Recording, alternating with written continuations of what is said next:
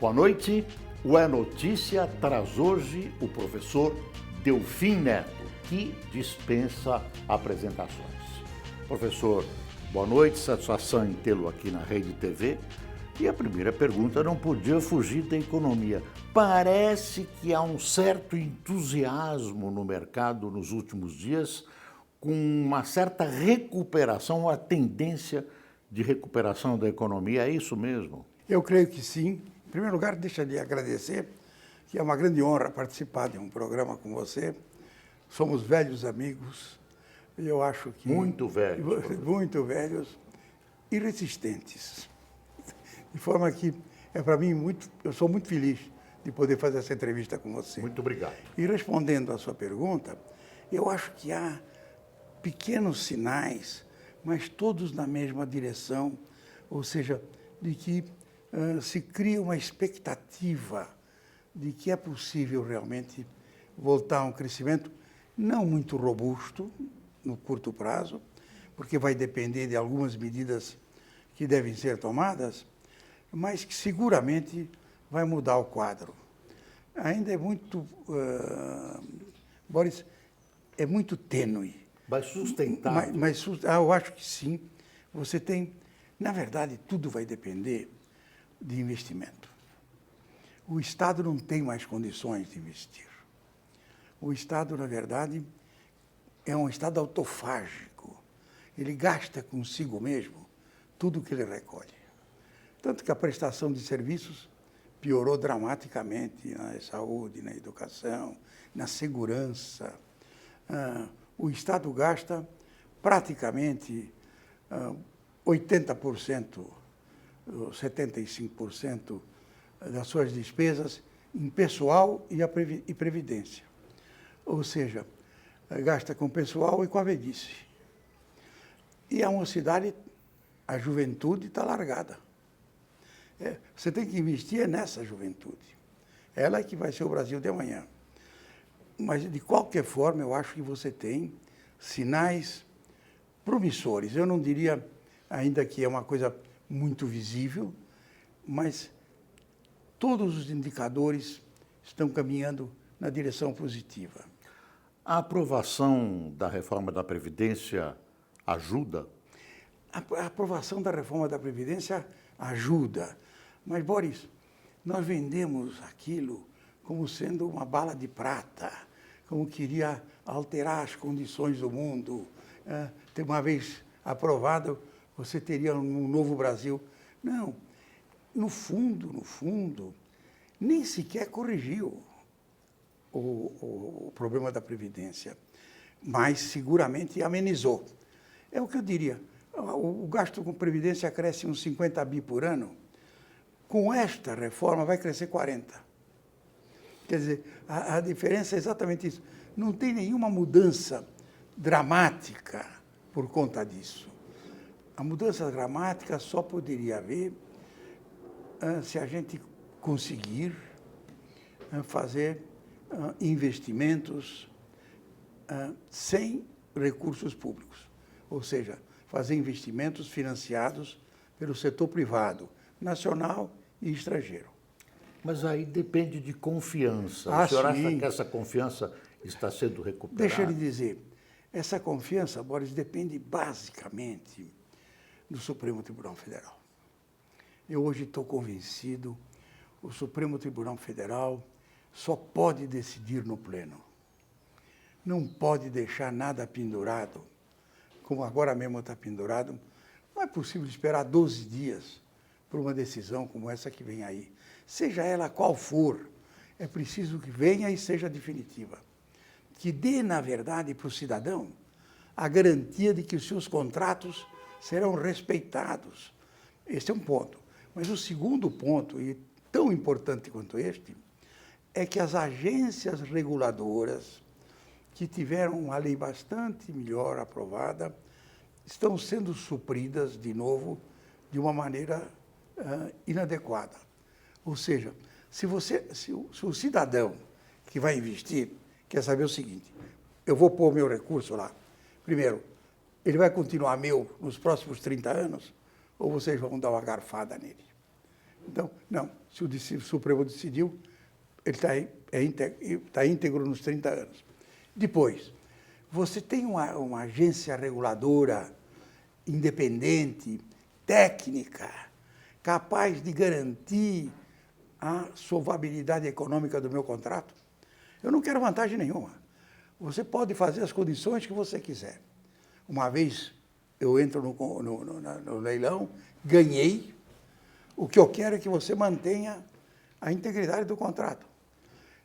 Sem agências reguladoras seguras, isso é difícil. Nós demos um bom passo, a lei é melhor, mas elas não estão sendo, digamos, as nomeações não estão atendendo a essas condições. De qualquer jeito, Boris, é o seguinte, você tem projetos de infraestrutura que têm taxas de retorno gigantescas, de 7%, 8% ao ano, e que duram durante 25 anos. Quer dizer, o cidadão vai avaliar o risco que tem nesse negócio e seguramente vai investir. Por quê? Porque existe hoje uma abundância de capitais no mundo. É uma tal abundância que a taxa de juros é negativa. Hoje um sujeito na Alemanha está pagando para o Deutsche Bank para guardar o seu dinheiro.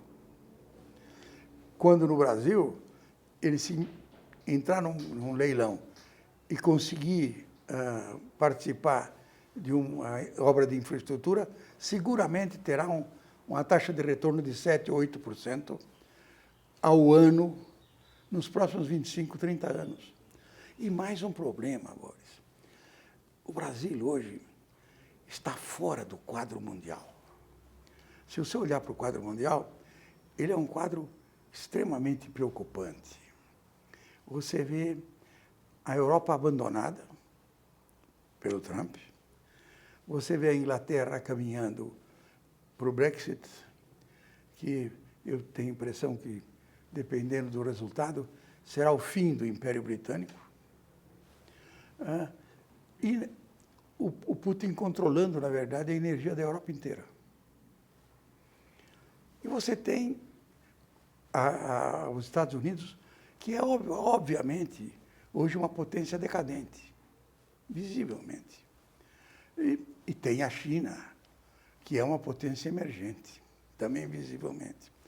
Ou seja, você tem uma situação de equilíbrio muito instável no mundo, em que provavelmente isso vai terminar em chuvas e trovoadas. No Oriente Médio, Israel, Irã, tudo isso tem um potencial de risco gigantesco. Então, o que faz um europeu hoje, quando ele está procurando onde é que eu posso colocar o meu recurso no mundo, de tal jeito que se der alguma confusão, eu pego o meu avião e em 8 horas estou onde eu pus o dinheiro e vou viver lá com o produto do meu trabalho. O Brasil é um refúgio. Nós estamos fora desse quadro mundial. Por quê? Porque nós não fazemos parte do mundo. Mas nós fazíamos. Não. Nós somos uma das 10 maiores economias do mundo. Quando nós fazíamos, aconteceu exatamente isso.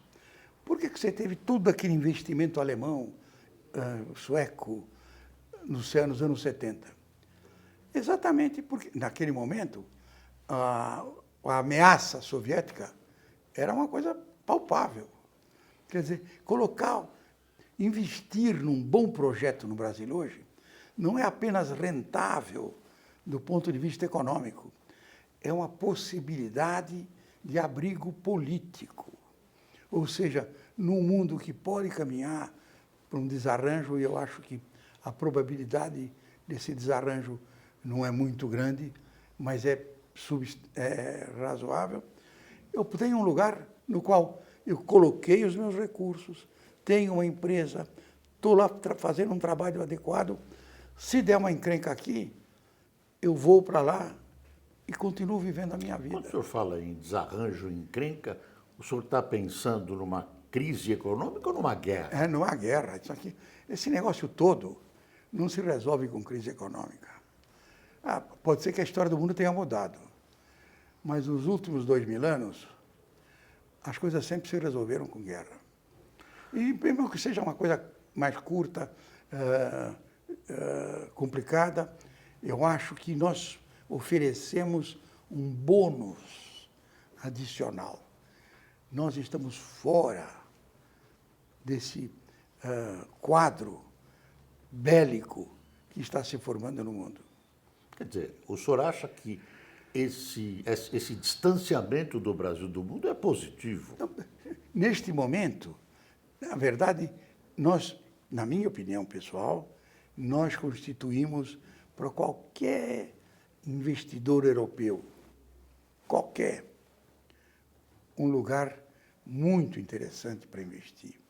Primeiro, porque vem taxas de retorno positivas, garantidas por 25, 30 anos. E se houver um problema, pega o seu avião e em 9 horas está descendo em Guarulhos.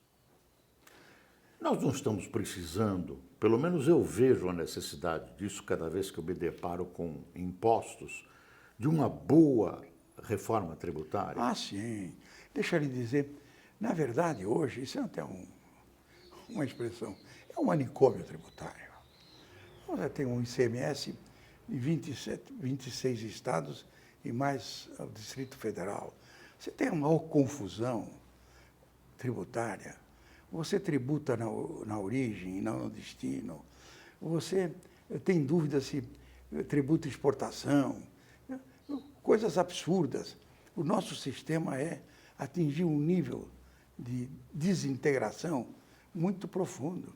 Agora, não é tão simples fazer a reforma tributária por um bom motivo, Boris. Não tem ainda um projeto do Executivo.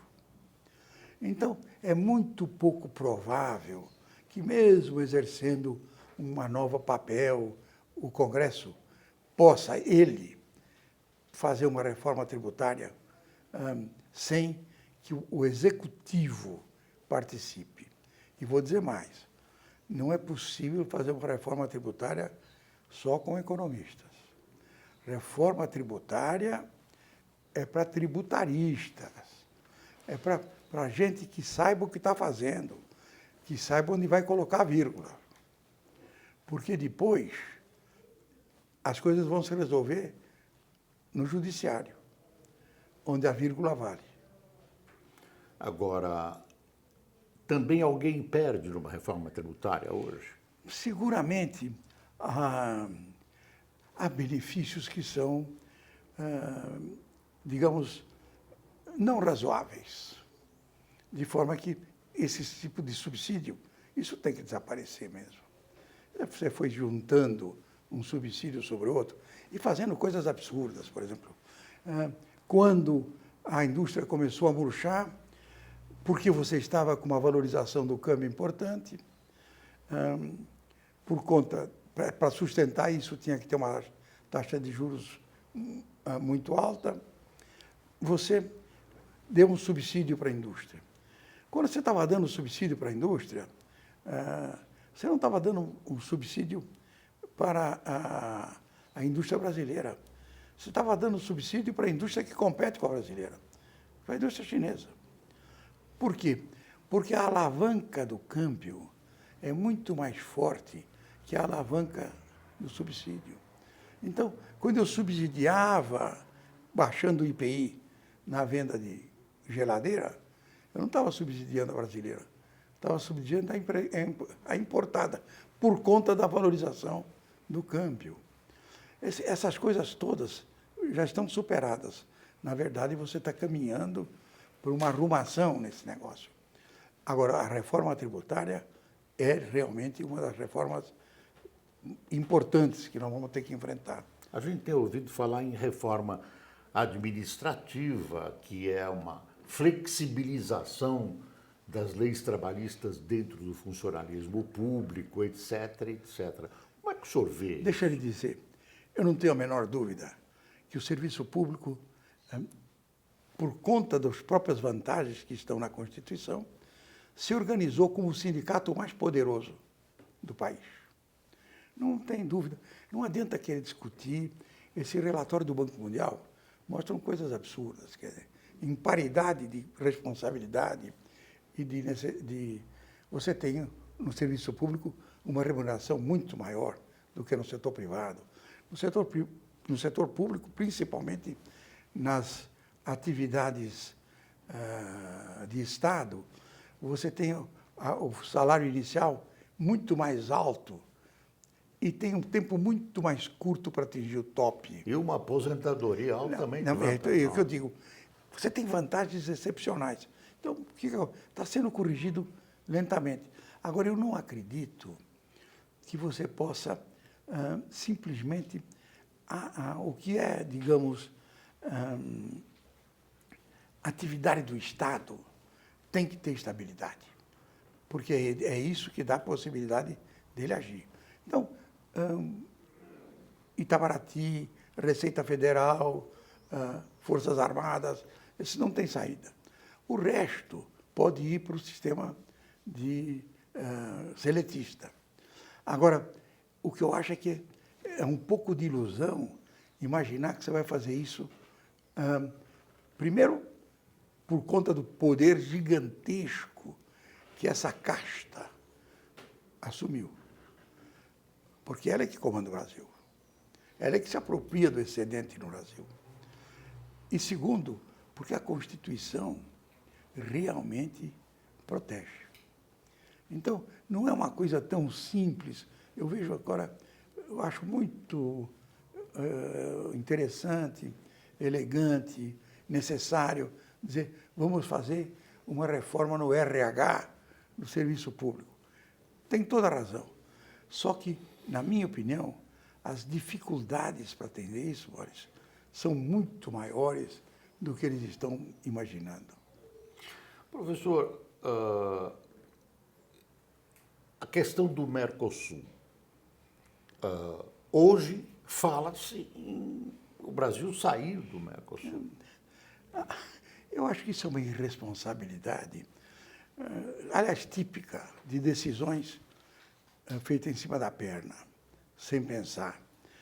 É claro que o Brasil precisa se abrir, é claro que existe um excesso de protecionismo, mas é claro também que isso precisa, primeiro, construir um sistema de tarifa efetiva que organize a competição. Hoje, a taxa de câmbio está razoavelmente em equilíbrio, porque ela satisfaz uma condição muito importante, que a taxa de juro externa mais o risco Brasil são muito parecidas com a taxa interna. Então, não existe mais carry trade, não existe mais especulação sobre o câmbio. Você, portanto, pode manter uma taxa de câmbio flutuante, como nós estamos mantendo, com sucesso, e fazer uma reforma tributária, tarifária, que vai pôr um pouco de ordem nesse processo. Você vai dar um pouco de tempo para fazer o ajuste, mas isso é absolutamente necessário. Não pode fazer essa precipitação. Na verdade, a Argentina é o nosso maior cliente de produtos industriais. Como é que o senhor vê a eleição deste fim de semana? Eu acho o seguinte, na Argentina, a minha esperança é de que o Fernandes tenha um ataque de lucidez e não repita o mesmo, porque vai dar no mesmo resultado. Então, o que me parece que é importante, eu acho que foi uma agressão. O governo brasileiro agrediu o sucessor. E eu acho que hoje vai ter uma humilhação, porque não é possível que ele não compareça à posse do presidente argentino. O senhor acredita numa composição por causa dos interesses? Não, é claro, porque, na verdade, quando chega na hora do vamos ver, os interesses são muito mais importantes do que a ideologia. Agora, o senhor vê perspectivas de saneamento da economia argentina num peronismo que sempre foi perdulário, populista? Na verdade, eu acho, se ele repetir o que tem sido feito, vai dar o mesmo resultado. Ou seja, eles hoje estão numa situação... O Macri fez um acordo com o Fundo Monetário, recebeu 57 bilhões de dólares. Provavelmente vai caminhar por uma grande luta interna e é muito provável até que ele faça um default. Porque o o Fundo Monetário não vai concordar com as mudanças que ele quer fazer, ou que ele pretende fazer, que nós também não sabemos. Nós estamos imaginando que é mais do mesmo. É mais do mesmo para piorar ainda mais. Então, o Fundo Monetário prefere não... É o maior empréstimo que o fundo já fez já na fez, sua vida. exatamente. Então, o que acontece? Vai ser um pária, tá certo? Vai ter problemas externos enormes, vai ter que operar de uma maneira importante, porque o que ele tem de exportação industrial é com o Brasil só, praticamente. E eles são muito importantes para nós. E o resto é competição, é soja, é milho, é carne, onde você vai precisar manter um câmbio competitivo. Hoje, aparentemente, o câmbio é competitivo, dependendo do nível de inflação, da expectativa de inflação que vai se criar com a entrada do novo governo. Porque eu acho que hoje, metade dos argentinos, pelo menos pelo resultado, um pouco menos, 40% dos argentinos, já sabem que se repetir o problema Kirchner, vai dar tudo errado outra vez. E é uma suspeita de quem vai assumir o governo é Cristina Kirchner mesmo. Digamos, eu vejo o Fernandes, me parece assim, ele é difícil da gente decifrar o que ele vai fazer. Porque é muito difícil para mim imaginar o seguinte: ele agora não é nada, ele vai ser um fantoche da Cristina, porque ela é presidente do Senado. Ou seja, ela tem instrumentos para cercá-lo. Só que, quando o poder é demais, o bicho reage. É por isso que ele é estranho, quer dizer.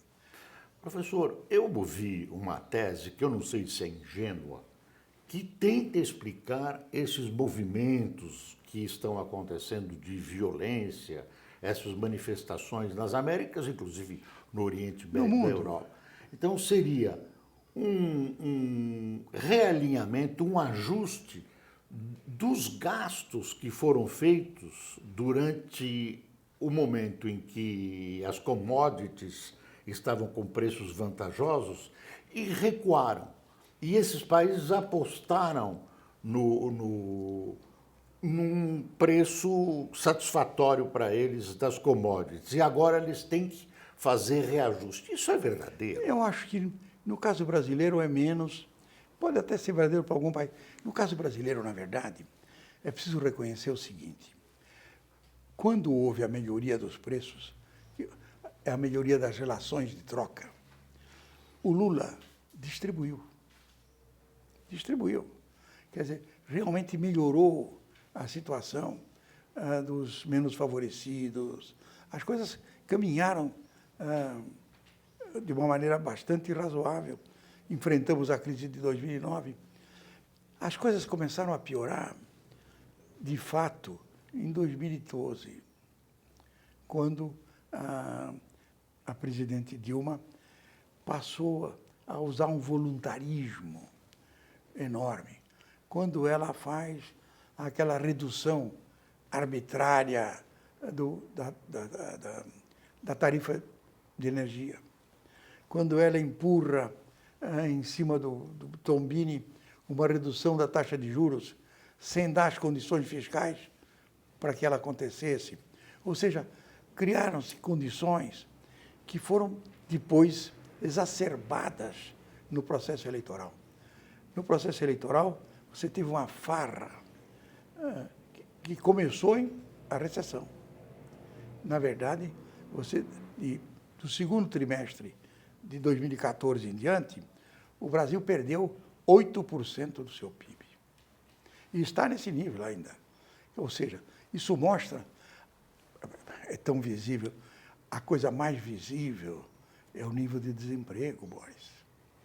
Boris, você tem hoje uns 28 milhões de indivíduos ou desempregados, ou desacorçoados, ou desesperados para arranjar mais emprego, para ganhar alguma coisa a mais. Professor, nós vamos ter que fazer um intervalo. Eu quero voltar logo depois falando sobre desemprego. Hoje, com o professor Delfim Neto.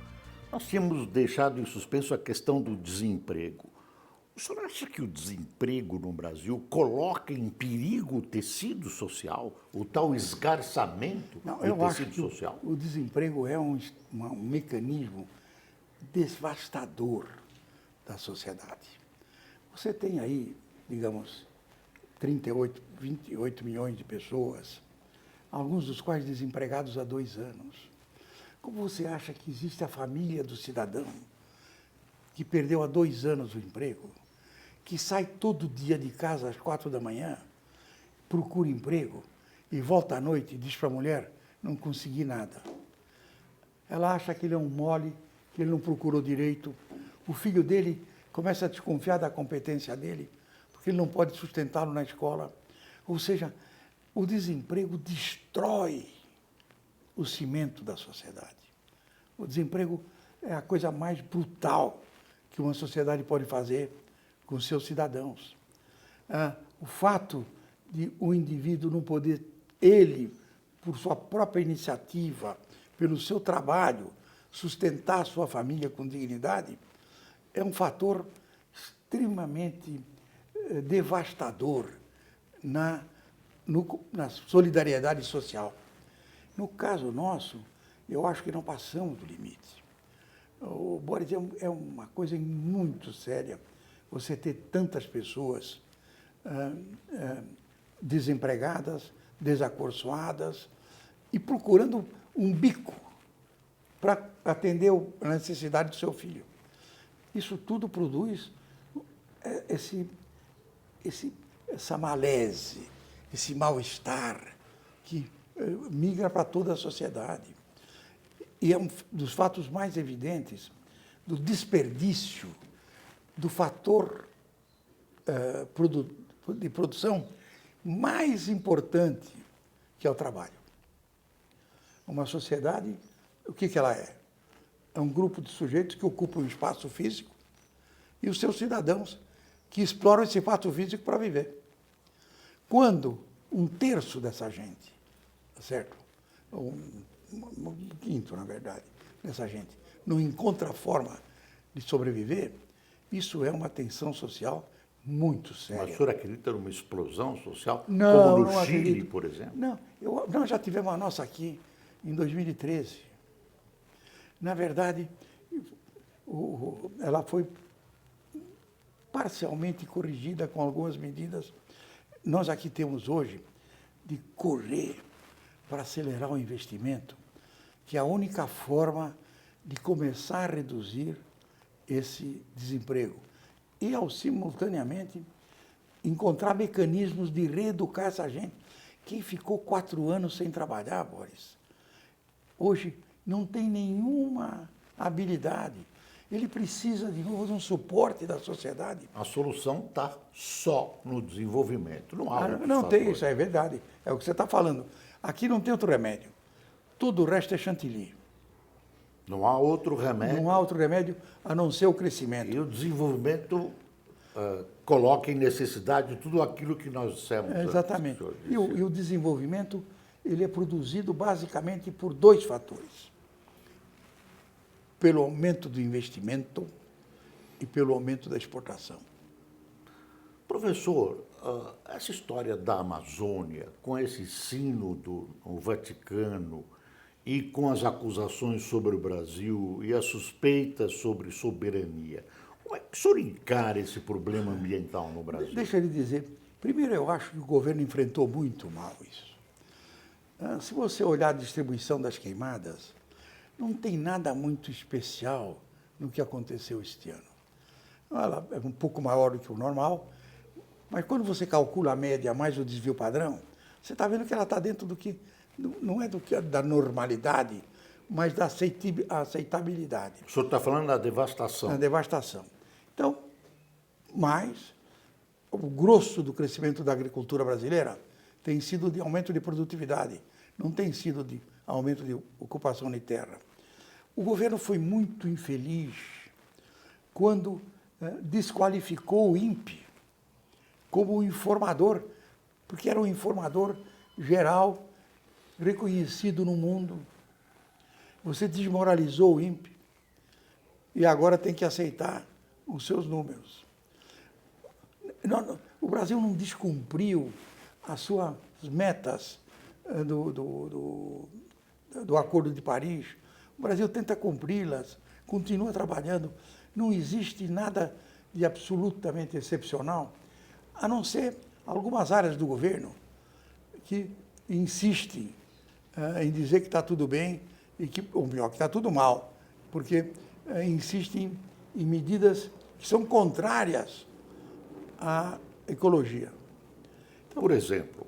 Não, quando eu insisto, na verdade, de que eu vou pôr garimpo no território indígena, eu estou dizendo que eu vou pôr veneno.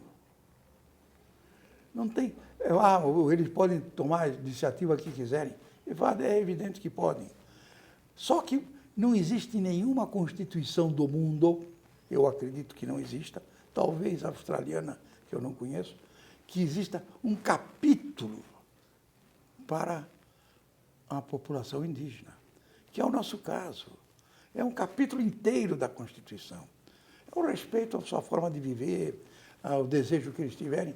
Eles vão, na medida em que desejarem, se incorporando à sociedade. Hoje já estão incorporados.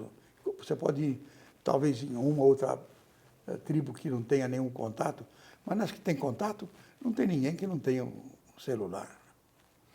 Professor, eu acho que existe uma precipitação sobre as próximas eleições presidenciais.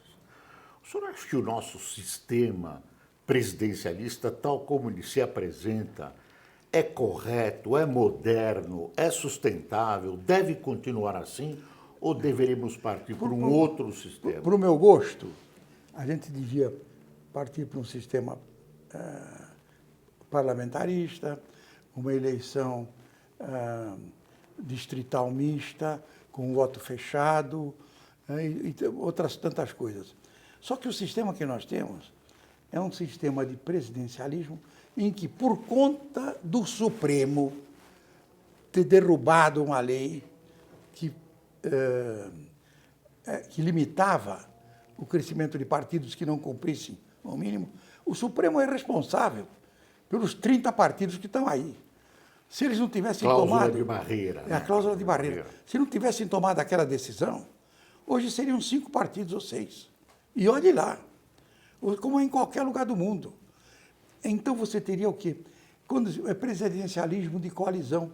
Isso significa o seguinte: em toda a república democrática, quando há uma eleição e o presidente se elege sem maioria no Congresso, ele tem que procurar essa maioria politicamente, republicanicamente. Não tem nenhum crime em você aderir ao governo e ajudar a administrar. Eles entraram com a ideia da nova política. A nova política é uma burrice do tamanho do mundo, que diz o seguinte: qualquer acordo republicano é pecaminoso. O que eles estão fazendo agora? Estão recuando. Não recuando, não. É uma recueta. Tá certo? E perde o partido que eles construíram. Quer dizer, veja a lambança que está lá dentro em matéria de política. Quer dizer, coisas que jamais se pensou. Porque é preciso reconhecer o seguinte: em qualquer país republicano e democrático, você tem que constituir uma maioria no Congresso, e para constituir essa maioria, você tem que dividir o poder com quem vai te dar a maioria. Então, não é crime você ter... O PSL tem 10% do Congresso. Depende do modo em que isso é feito. Então, é isso que é... Então, dizem, não, qualquer acordo fora de procurar essa maioria é pecaminoso porque envolve corrupção. Então, todos os países do mundo são corruptos. Dá um país onde realmente o executivo tem uma maioria, a não ser... Coreia do Norte, Cuba. E a não ser como um país como os Estados Unidos, onde você tem 2 partidos, na verdade. Então, é natural eu divido o poder para poder governar. Eu divido o poder porque eu não tenho poder. Eu me elegi presidente, mas só tenho 10% do Congresso. Então, eu preciso procurar as forças que foram indicadas pela sociedade para constituir uma maioria e com ela administrar uma maioria estável. Eles perderam 9 meses, 10 meses, e agora estão chegando à conclusão de que a nova política é que é corrupta. A velha política republicana é que é a correta. Professor, falando em corrupção, como é que o senhor vê esse ataque hoje à Lava Jato? A Lava Jato que era um fator positivo na sociedade brasileira? Deixa eu lhe dizer, a Lava Jato é um novo instante na história do Brasil. Ela é um ponto de inflexão. Ela pôs a nu um conúbio, um incesto entre uma parte do poder incumbente e uma parte do setor privado. A Lava Jato, com todos os problemas que pode ter criado, é uma coisa que vai deixar um aumento da taxa de crescimento no futuro. Houve abusos? Provavelmente houve. Mas isso não tem nada a ver com a Lava Jato. Você pode fazer a Lava Jato num país onde o Estado de Direito é o valor supremo, sem nenhuma outra dificuldade. De forma que eu acho que é um equívoco quando alguém ataca o abuso de autoridade dizendo que é contra a Lava Jato. Não. Se você coibir o abuso de autoridade, você está fortalecendo a Lava Jato. Quer dizer, é a Lava Jato construída de acordo com o Estado de Direito. Professor Delfim, o Supremo Tribunal Federal está prestes a tomar uma decisão sobre a condenação após a segunda instância. Como é que o senhor vê essa questão? Deixa eu lhe dizer uma coisa. Eu estava lá. Eu sou constituinte, de forma que posso falar um pouquinho sobre isso. O item 57 do artigo 5º, Boris, se você me permite um minuto de discreção. Quando nós fizemos a Constituição, tinha 3 sujeitos lá que não tinham tido, que tinham participado do regime autoritário. Era eu, o Campos e o senador Passarinho. O resto tudo tinha sido amolado pelo regime autoritário. Então, a coisa mais interessante que eu via é que eles tinham ódio do Estado. Ou seja, eles sabiam que o Estado é opressor, que todo o poder é opressor. E aquela gente, intuitivamente, produziu uma Constituição que eu sempre digo que é meio milagrosa, porque era a desordem que produziu a ordem. Contraria a lei da termodinâmica. Então, contraria a entropia. A desordem que produziu a ordem. Que ordem era essa? É a defesa da liberdade individual, da liberdade de vir, da liberdade de pensar, da liberdade de fazer realmente tudo aquilo que a lei não proíbe. Este espírito está na Constituição. A Constituição, ela é produto, ou melhor, é uma defesa contra os abusos de autoridade que haviam sido cometidos no regime autoritário. É tão visível isso. Então, agora vou para a sua pergunta. O item lá 57 do artigo 5º diz que ninguém será condenado antes do último estágio de transitado em julgado. Tudo bem. Você pode não gostar. Pode não gostar. Agora não pode dizer que não existe. Então, o que eu acho é o seguinte, essa disputa é ridícula. Se você quer mudar, propõe uma mudança da Constituição. Não propor uma mudança da lei. Como é que a lei pode mudar a Constituição? Então, eu acho o seguinte, isso tudo está sendo uma interpretação do avesso do que está escrito. Agora, por maior que seja a liberdade hermenêutica, eu acho que é impossível você fazer isso. Então, eu digo o seguinte, provavelmente, realmente, a prisão em circunstâncias especiais, o juiz, depois do julgamento em segunda instância, pode determinar a prisão, desde que seja explicado. Quer dizer, você diga por que o sujeito reproduz, é um risco para a sociedade, tá certo? Não precisa encarcerar o sujeito que vai pagar de uma forma ou de outra. Então, o que me parece é o seguinte, essa discussão só chegou nesse nível porque as coisas querem dizer o seguinte, o que está escrito branco é preto. Não, o que está escrito branco é branco mesmo. Nós não gostamos, hoje nós vamos mudar. E vamos ao Congresso.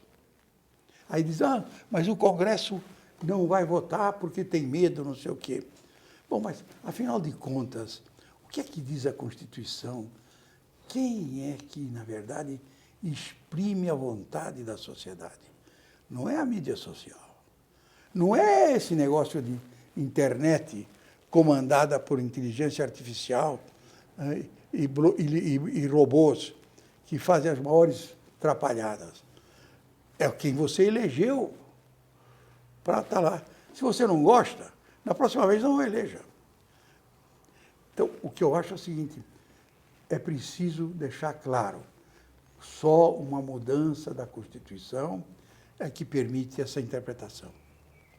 Professor, deixa eu mudar bruscamente de assunto e voltar à área internacional. A política internacional do Brasil, às vezes, tem de ser ideológica. Eu me lembro um pouco dos anos 60. Será que o país não perde, não contemplando uma relação equalitária com todos os países do mundo? Claro que perde. Na verdade é o seguinte, nós temos talvez uma das melhores diplomacias do mundo. Nossa diplomacia é profissional. Eu vivi lá 3 anos e sei que aquilo funciona de uma maneira extraordinária. O respeito, a ordem hierárquica e a tradição. Quer dizer, nós temos uma tradição de boa política. Não está na tradição da política brasileira, da diplomacia brasileira, tomar partido sobre o que está acontecendo em outros países. Quer dizer, nós estamos misturando as coisas e sempre terminam muito mal. Esse problema da briga com a França é um desentendimento ridículo. E com a China estamos retornando um pouco de saia justa. É isso. A diplomacia cuida dos interesses. A diplomacia não tem nada a ver com ideologia. A diplomacia foi construída para profissionais defenderem os nossos interesses diante dos nossos competidores, que é o resto do mundo. Então, eu não tenho o que dizer, não vou ter relações com a China porque não gosto de chinês. Não. Hoje, o chinês é absolutamente importante. Hoje, na verdade, numa larga medida, nós dependemos da China.